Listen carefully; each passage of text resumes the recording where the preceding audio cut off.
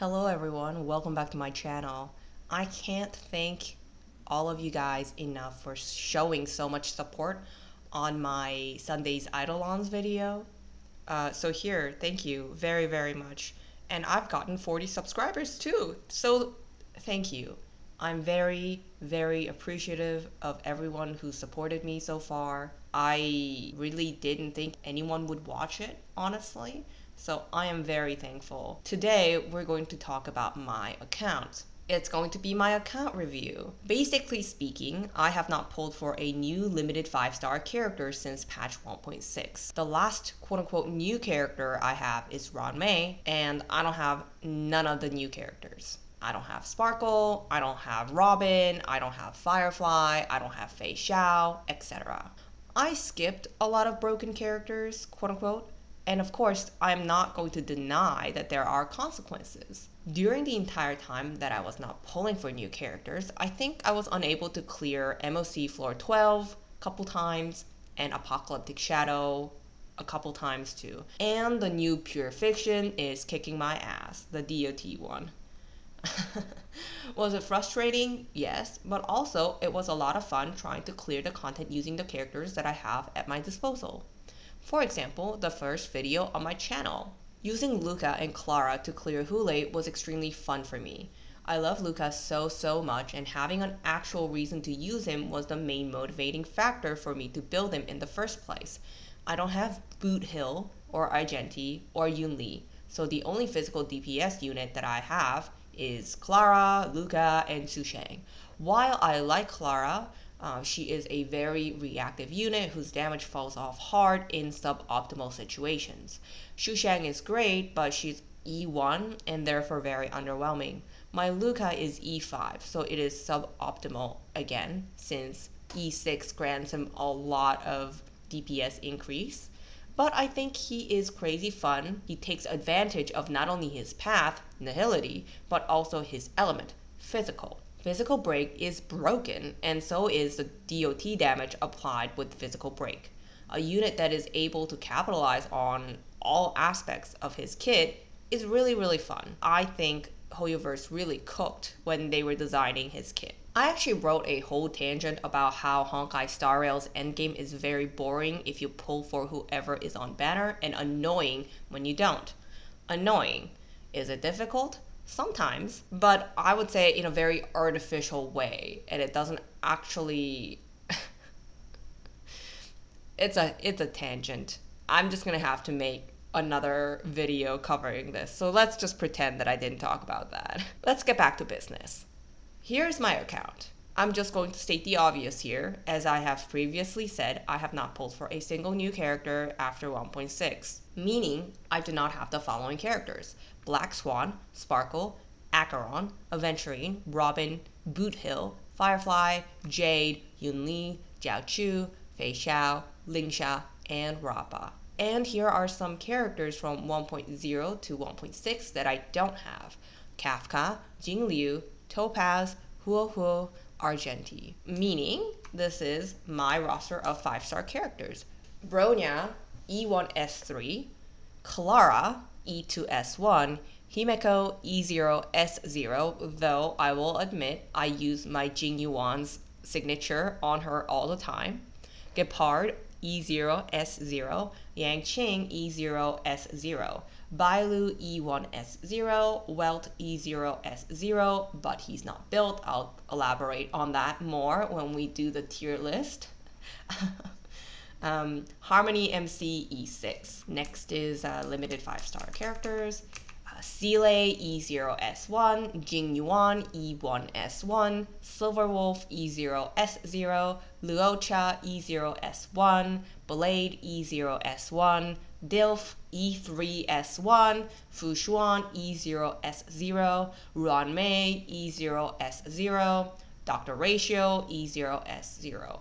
But he's also not built. If you really care about my 4-star characters, here they are: Luka E5, Asta E6, Tingyun E6, Hanya E3, Sushang E1, Gallagher E0, Misha E4, Pela E6, Herta E6, Xuei E3, Linx E2, Sampo E6, Yukong E6, March 7th E6, Natasha E3, not built, Serval E5, not built, Danhang E6, not built, Hook E4, not built, QQ E6, not built, Arlan E2, not built, Gwenifin, I think is her name, this person, also not built.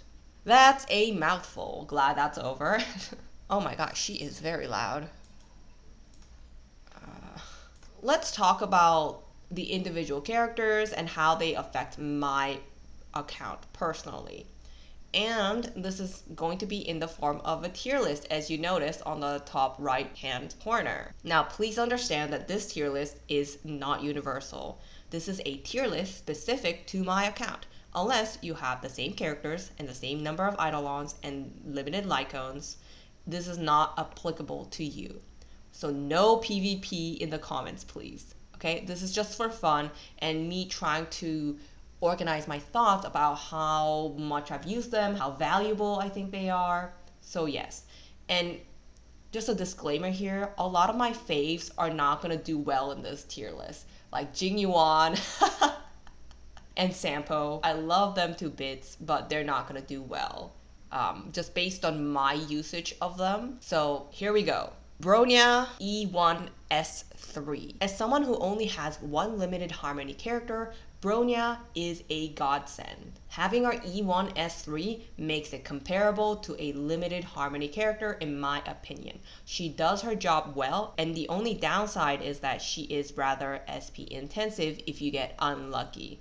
I used to run hyperspeed, I think 162, but after farming an okay eagle set for her, I switched over. Right now, I'm really busy pre-farming for Aventurine and Sunday, but when I have some downtime, I'm definitely going back to farm the eagle set again. I mostly use her for all hyper carry needs with the exception of Jinyuan and DHILF because of the very apparent anti-synergy for both of them. Yeah, so she is the MVP of my account. I'm trying to make this easier for me. I'm gonna move all the characters that I don't have on the bottom so that it doesn't. She goes to tier 0 immediately. I wish there was a way I can show my stats better. Can I please move this? Thank you.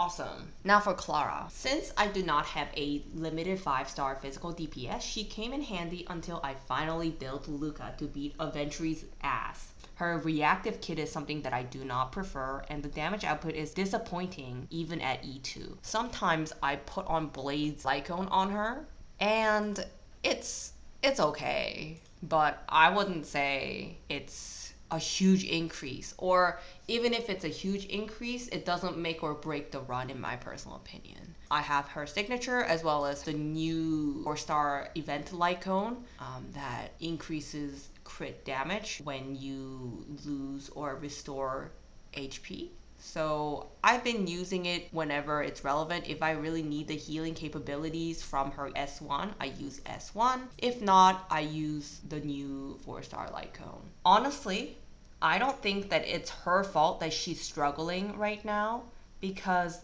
I think it's 100% due to HP inflation. She's sometimes useful in pure fiction, so she's gonna go into tier 2. Tier 2 is niche, but is used. Next up is Himeko E0S0. She's my only fire DPS. That's it.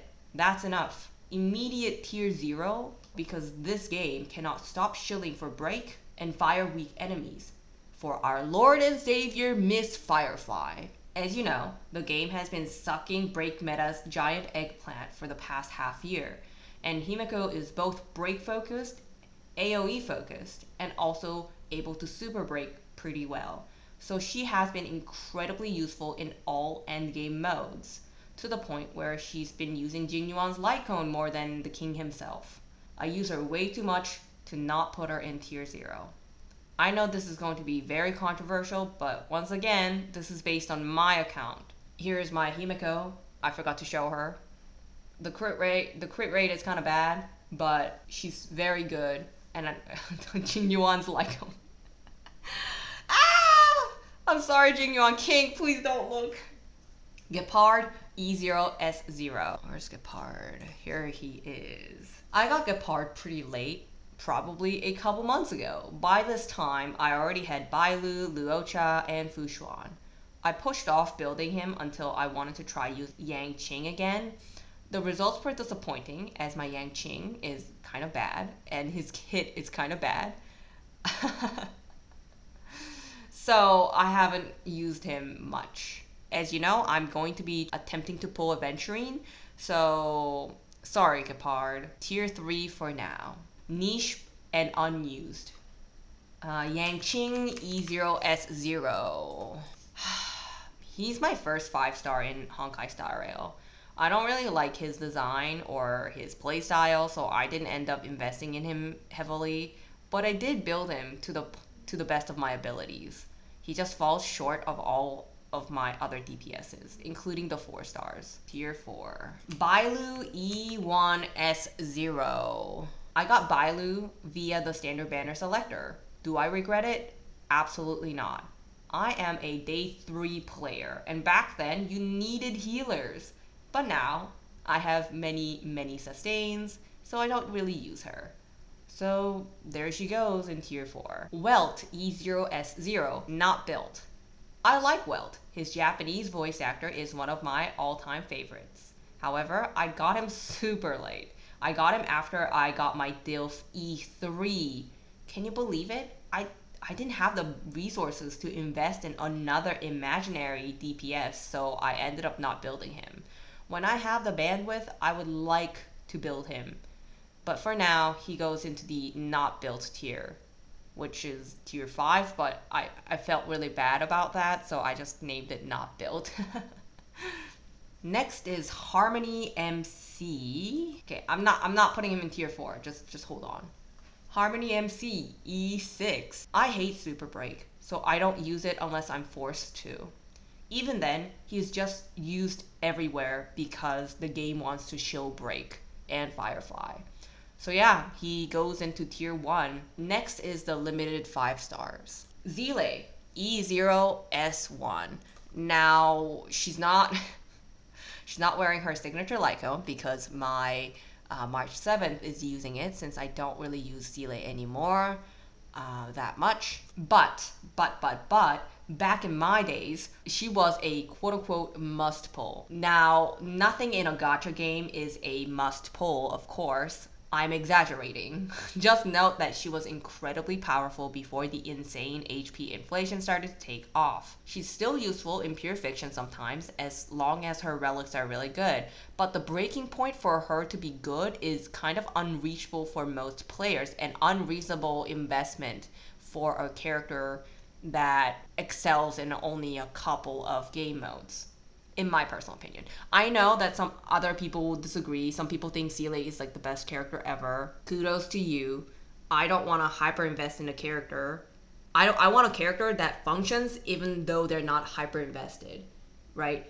If you need a character to be hyper invested for them to work properly, that character should not have like tier 0 status, because a tier, oh my god, my watch is going crazy. Please stop.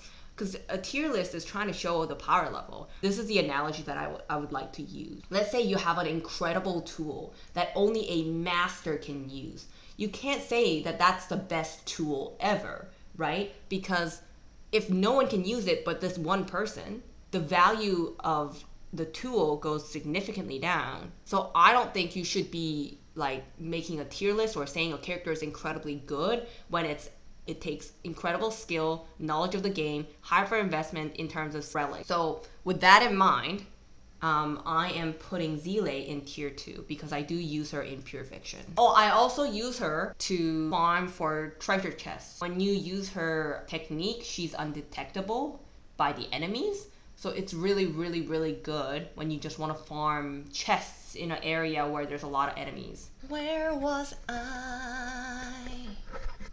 Alright, next up is Jingyuan. I have a very long rant here. I'm not sure if how much is gonna end up in the final cut, but here we go. Jingyuan E1S1. Himeko, please give back his Lycone for just a second. I swear, I'll give it back to you. Also, I will take your relics back too. This is Jingyuan's relic. Who's wearing? Who has my Jingyuan's relics? Jingyuan E1S1. By far, one of my favorite characters in this entire game. Look, I really love him. Hence the vertical investment. I have his E1 and his light cone. As someone who does not have a single lightning DPS other than him, I've used him a lot, okay? I purposefully don't build lightning characters because the only lightning DPS I want to have is Jingyuan. As such, I am painfully aware of his pros and cons. He has great scaling for a 1.0 character. His damage output is good when it actually lands, despite the fact that he doesn't have a dedicated support as of now. However, making him work, especially without a broken limited 5-star Harmony character like Robin, is a lot of work.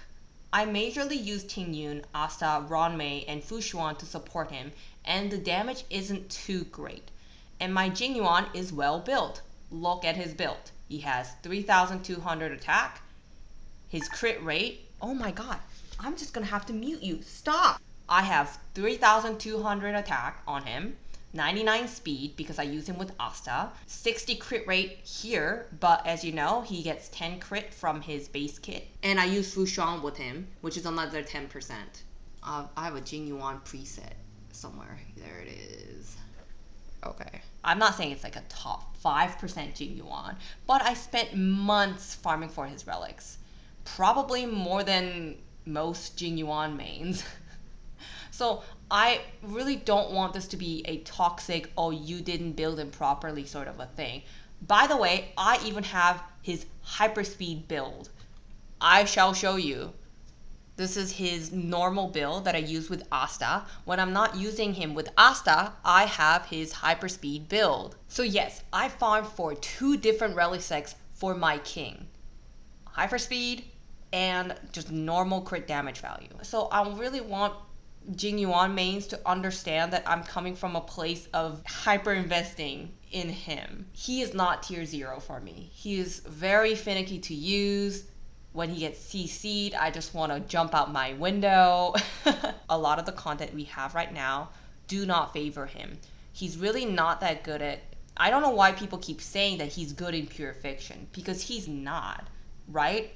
Lightning Lord moves way too slow to be a significant damage contributor in pure fiction, which means effectively Jingyuan's damage is halved, I think. And in MOC, he doesn't do enough damage to clear sometimes, especially when the enemy requires a special gimmick, such as they need to be hit a number of times before they take more damage, or they need to be broken in order for them to take damage, stuff like that. Look, I understand that not pulling for broken limited harmony characters made my Jingyuan way weaker than it should. However, my DHILF without the same broken supports still work pretty good, and so does my Himeko. So please understand this is coming from a place of love, okay? I love Jingyuan. I made 2 videos. No, actually, I made a video dedicated to how Jingyuan will be so much better with Sunday. So I hope there's no PvP in the comments, please. I love him. I love him, please. For me, he is tier 2, and that hurts me to say, because I really, really love him. Next is Silver Wolf. Do I regret pulling for her? This is genuinely a tough question to answer. If I was a normal person who pulled for every new broken character, yes, I would definitely regret it. However, as someone with a very limited pool of characters, she's been useful a handful of times. Her weakness implant has helped tremendously for those times when I didn't have a DPS of a certain element. So tier 2, she goes. Luocha E0S1. Oh god. GOAT. As per my Trailblazer report, He was my most used character for my first year of playing this game. It is insane. He was broken when he was released and continues to be extremely viable if you overlook the fact that he does not provide offensive support. His defensive utility is incredible, and though Gallagher proves to be more useful in break meta and compositions where SP generation is important, Luocha is still universal.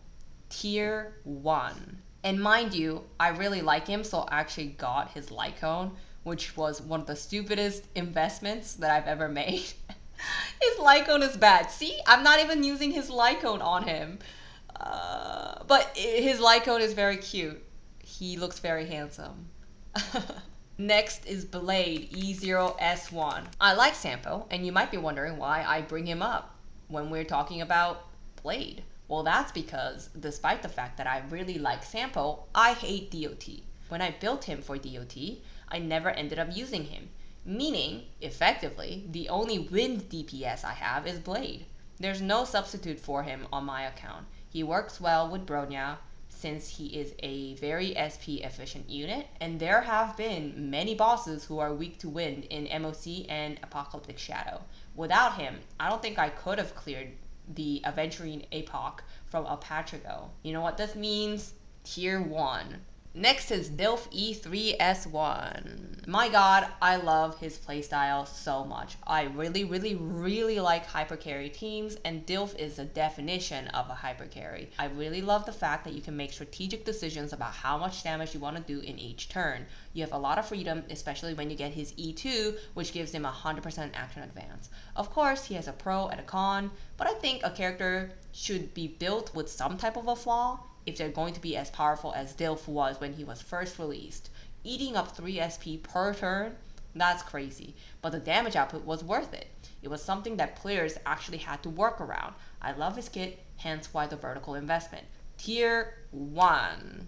He's fun to play, and he was powerful enough to brute force almost everything for months after his release. He struggles to clear content now, but I can make it work most of the time. I know having Sparkle would make it way easier, but I am not pulling for Sparkle. She is not my favorite. So yeah, I hope we get a better hypercarry support for him soon. And I feel that Sunday will be a good fit for him since his SP generation is quite good. Honestly, I don't even think Sparkle is an amazing support for him. The fact that she has to spend a lot of SP herself causes some rotational issues, especially when you have to use SP to heal or defend. It doesn't also help that sometimes she needs to hold her ult to ensure that she's not capping on SP. Her buffs run out when you're using her with DHILF E2 because of the 100% action advance that he applies to himself. I think a dedicated support for DHILF would be something like this. Let's give it a name. Let's call them the Swarm King, Skarakabaz. Sorry if I'm mispronouncing their name. I don't really play the game in English. I've just made the screen in English just for everyone's sake, not for me. I play the game in Korean. Anyways, so Skarakabaz, their skill would be something like mark the target with Agent of Propagation, and when Agent of Propagation uses 1/2/3 SP at once, Skarakabaz grants Agent of Propagation the following buffs in order: critical rate, ER, res pen, meaning if DHILF uses 2 SP, they get the critical rate and ER buff, and if they use 3 SP, they get the CR, ER, and res pen. Buffs last 2 turns, and Agent of Propagation lasts indefinitely until Skarakabaz uses their skill to target another ally. Ult would be something like self-apply multiplication buff. When in effect, Skarakabaz does a follow-up attack when Agent of Propagation attacks. Number of follow-up attacks equal to the number of SP spent at once. These follow-up attacks are able to gain SP. The talent would go something like this. Every character that uses SP has their speed increased by 20. It lasts 1 turn. When the party gains SP, grant Domination buff to all allies. Domination nullifies any debuff for 1 time. So please, Hoyo, release a dedicated support for my DHILF. I would appreciate it. I know this is a huge tangent, but I wanted to talk about this for quite a while. But let's move on. Xuan E0S0. I initially pulled for her because I got tilted as hell whenever my Jingyuan got CC'd. But she's great. She's a great sustain with an offensive support capability. I use her all the time in any comps where incoming enemy debuffs are a huge pain. So tier 1 she goes. Where is she? Fuxuan. Next is Ruan Mei E0S0. Tier 0. I don't think this is debatable. So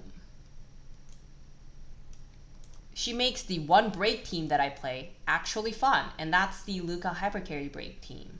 She's universal, SP positive, and I have her. That's the most important part. Though I do want to note that I think Ruan Mei's existence has negatively affected the game as a whole. The HP inflation is crazy, but also is a toughness bar inflation. I think Ruan Mei's toughness reduction efficiency did a number on the Honkai Star Rail enemy ecosystem. Lastly, Dr. Veritas ratio. The only reason why he's not built is because I am way too invested in DHILF. That's it.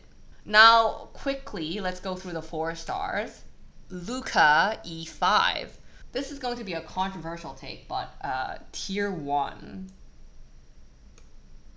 Luka's ability to take down physical enemies is unmatched.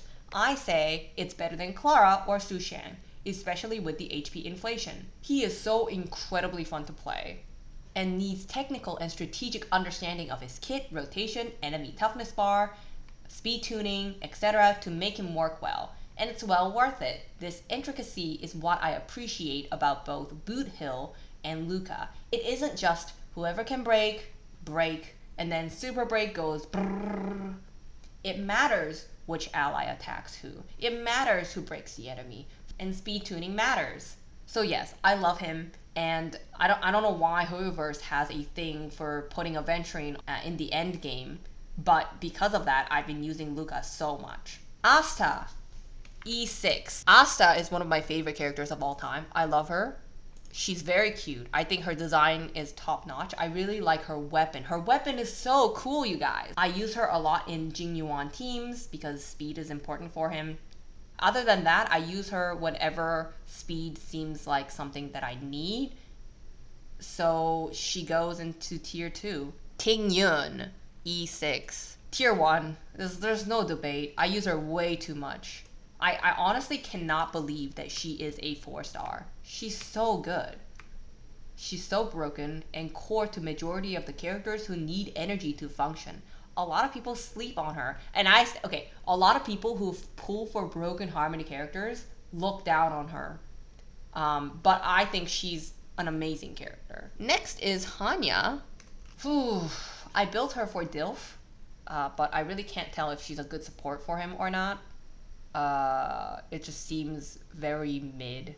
I don't particularly find that she's useful or she makes DHILF do a lot more damage or rotations any smoother. My findings are inconclusive. So I haven't used her since, but she is built.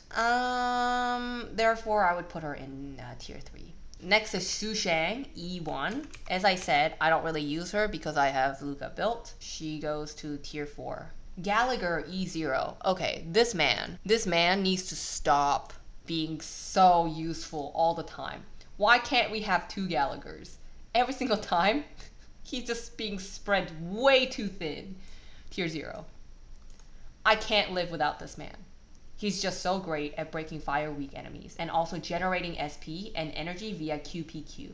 If he was E2, I would have given him tier -1, but because he has no way of cleansing, it is hard to clear some hard content with him. Nevertheless, there's no other option to choose from when fighting fire weak enemies. Tier 0. Misha E4. I was excited to build him. I have no other ice DPS other than Yangqing, so I was hopeful. I really don't enjoy his kit whatsoever, so I ended up never using him. If there's an ice weak enemy, I try brute forcing with DHILF instead. Honestly, there hasn't been an ice weak enemy in a while except Aventurine, but I clear Aventurine with Luka anyways, so not having an ice DPS is a non-issue for me. Tier 3. Pela E6. She's useful in most compositions. I like to use her with Blade sometimes. And she's useful in pure fiction. Tier 2. Pela, Tier 2. Her ability to spam alts, especially with the Eagle set, is unparalleled, but I just end up using a Harmony character instead because DDD is that powerful. Next is Herta. Tier 1, Pure Fiction Queen. Though, this Pure Fiction, she is not doing so great. Xuei E3. Maybe I don't have enough of her Eidolons, but her damage is always so underwhelming. I use Seele's relics for her, and there are significant amounts of break effect substats, and she still flops. Someone tell me what I'm doing wrong. Okay, this is not the stat that I use her with. It's she's not wearing all her relics right now. But anyways, I really like her design, so it's a shame. Linx E2. I think there was an MOC where I used her because Luocha was being spread way too thin and I needed another healer for Blade. So yeah, I did use her, but never since. Sampo E6. Look, he's my baby girl, okay? He's such an amazing character, but his kit is kind of underwhelming. He's meant to be used with other DOT characters, but I hate DOT, so I never use him. Straight to jail, my guy. Tier 4. I love you though. Yukong E6. I know a lot of people say Yukong is a terrible support, and I do agree, but I E6'd her when I was getting E2 DHILF. She's a mega powerful buffer with such a pronounced flaw that it's hard to justify putting her on a team if you have better options. But that's the thing. I don't have better options. So she goes into tier 2. I use her way too much, especially when I feel like I'm being DPS checked. Especially for Apocalyptic Shadow, where it is paramount that you kill the boss right after you break. You don't want them to recover, because it's gonna be a whole ordeal to kill the minions and blah blah blah. So Yukong goes into tier 2. March 7th, E6. Hunt March 7th is great. I use her with DHILF, break teams, etc. And it's such a shame that Hoyo only releases good 4-star characters that are catered to a niche that they're already shilling, like Follow Up and Break. She's easy tier 1. And as you know, the rest, Natasha E3 not built, Serval E5 not built, Danheng E6 not built, Hook E4 not built, QQ E6 not built, Arlan E2 not built, Guinifin E4 not built. Well, I guess that's about it. This tier list may put some Honkai Star Rail fans in a coma, but I can't just not bait, so this is going to be in the thumbnail. Anyways, thanks for watching. I hope you have a lovely day. This is my account only. Don't take it too seriously. It's not a universal tier list. This is how I feel about every single character on my roster. And I've been with them for about a year now, right? With no changes to my actual roster of characters. So I hope you enjoyed my video. I'm gonna film pulling for Aventurine right after I cut. Bye!